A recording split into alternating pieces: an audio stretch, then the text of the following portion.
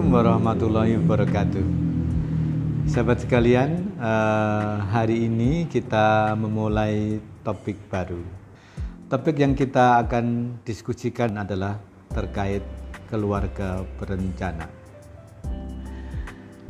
Keluarga berencana disebut juga family planning. Nah, apakah keluarga berencana?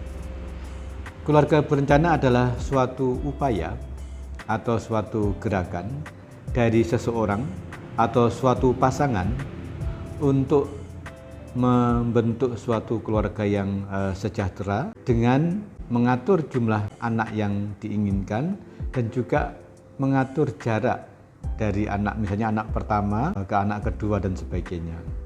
Karena memang kita sudah mempunyai pengetahuan dasar yang baik, jarak anak pertama, kedua itu yang terbaik untuk tumbuh kembang dan sebagainya adalah berapa tahun dan sebagainya.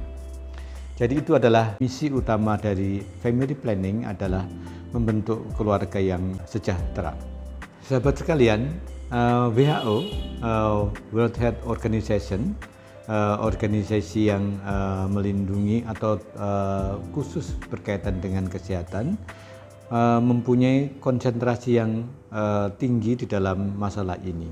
Dan sama, definisinya adalah bagaimana seseorang atau pasangan membentuk suatu keluarga dengan mengatur jumlah anak, kemudian mengatur jaraknya, dan juga beberapa hal terkait dengan fertilitas yang mungkin saja bisa mempengaruhi keberlangsungan atau kesejahteraan suatu keluarga. Untuk pemahaman awal, salah satu hal penting di dalam keluarga berencana adalah alat apa atau metode apa yang digunakan untuk atau sebagai metode kontrasepsi. Saya akan membahas pengertian dulu mengenai kontrasepsi.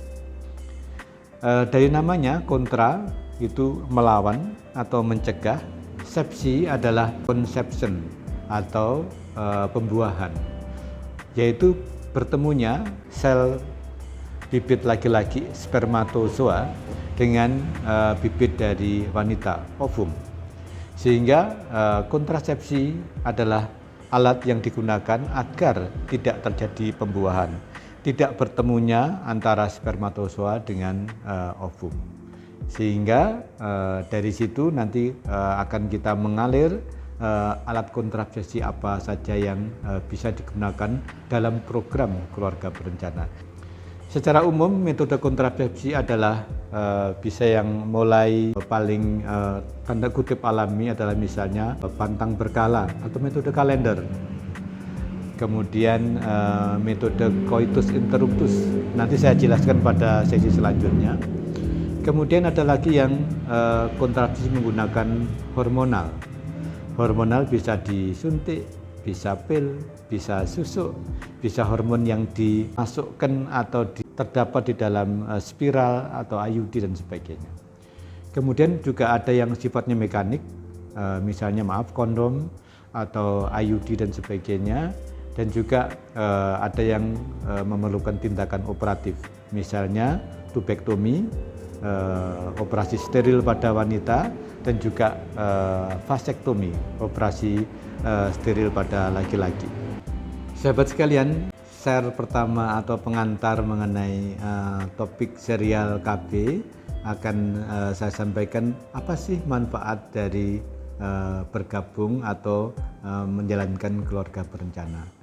Yang pertama adalah justru kita berharap dengan ber-KB akan bisa menjaga kesehatan ibu dan bayinya.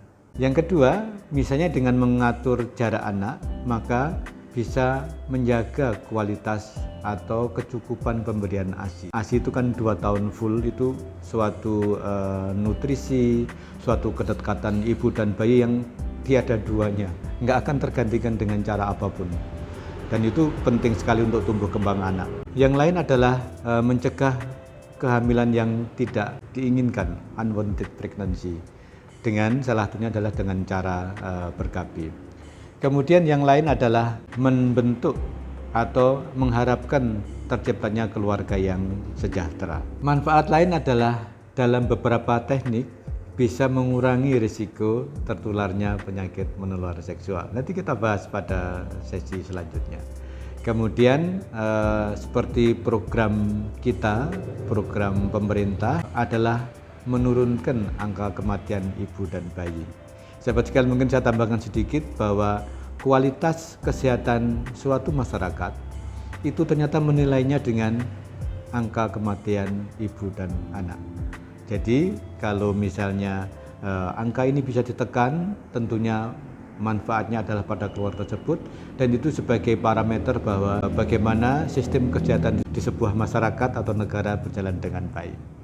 Jadi demikian, moga-moga nanti sharing tentang KP ini memberikan manfaat dan pemahaman yang lebih baik. Demikian, take care, stay healthy, see you tomorrow.